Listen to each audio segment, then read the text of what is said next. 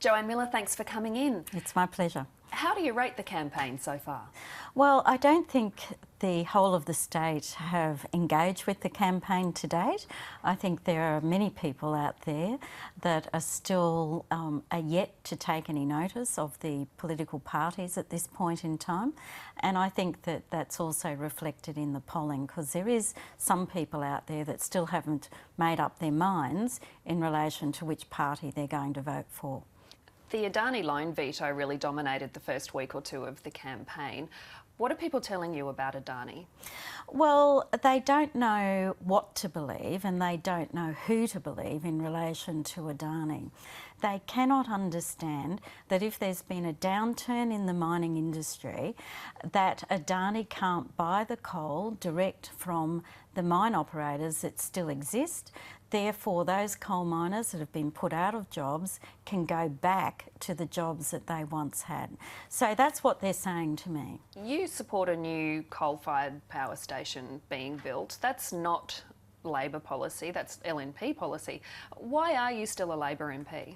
Well, I support a new coal-fired power station, and that's because in my electorate at Swanbank, we had a big coal-fired power station that powered up Queensland for many decades.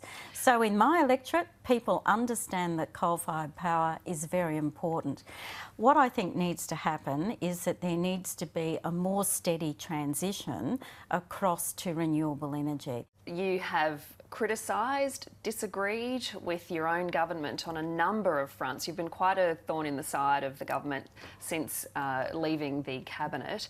Why stay on in Labor when you've taken quite contradictory positions? Because I'm Labor true and true.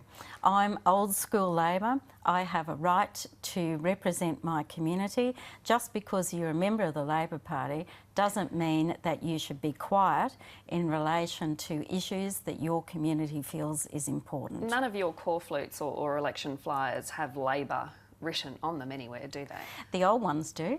But the old ones certainly do. Oh, I've got old ones out as well, believe me. What's changed? What's changed? Is there something about the Labor Party in Parliament now that you disagree with? No. My view is that I've been a member of the Labor Party now for 45 years. That's a long time.